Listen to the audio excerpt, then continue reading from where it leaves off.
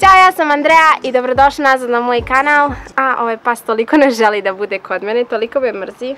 I u današnjem videu sam odlučila da snimim tipovi ljudi koji me nerviraju i inače ovo ne želim da iko shvati lično, pošto je ovo čisto iz komičnih razloga i naravno da sam pretjerivala u nekim situacijama, tako da možemo da počnemo. Evo i Cuko kaže da možemo da počnemo, jel tako Cuko? Jel tako? Ovo što mi grize pristači da je tako.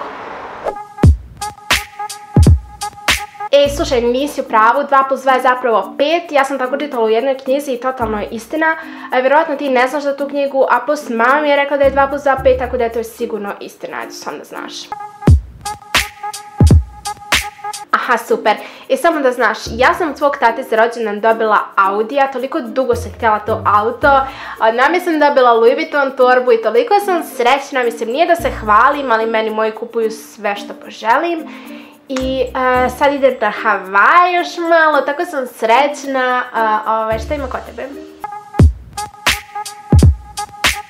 Slušaj, znači moram ti ispričati šta mi se sad desilo, znači Milica se naljutila na mene, ne mogu da vjerujem zbog čega. Idem ti ja sad kod nje i vozim ti ja auto i kako ja ulazim u njeno dvorište, ja sam slučajno, ali slučajno udarila njenog psa.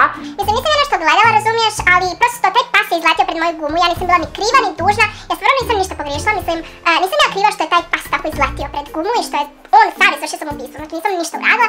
Dobro, ona ti sad utari na mene, mislim, jes mi žao, ali treba da čuva svog psa. I totalno nisam ja kriva. Omaga, da li ti to realno sad slušaš Arctic Monkeys i to njihovu najpoznatiju pjesmu? To je tako 2013. i tako mainstream, molim te, prestani. Ok, što sad gledaš American Horror Story, ali ja sam ih gledala jako davno. I Skins je tako sad mainstream i svi tako gledaju Skins, a ja sam Skins gledala kad niko nije znao za tu seriju. Mislim, samo kažem, slobodno ti gledaj, ali... Da vidimo šta ima novo na Instagramu. Šta?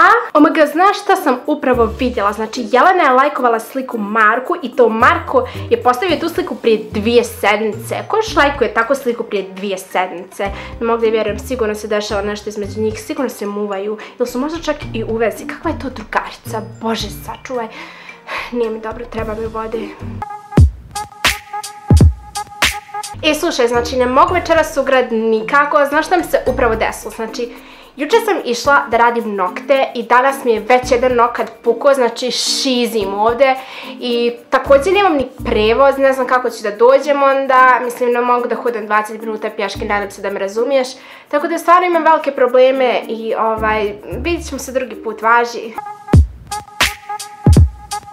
Ja znači umirem od gladi, vjerojatno si ti gladna, pa da naručimo nešto da jedemo, šta se jede?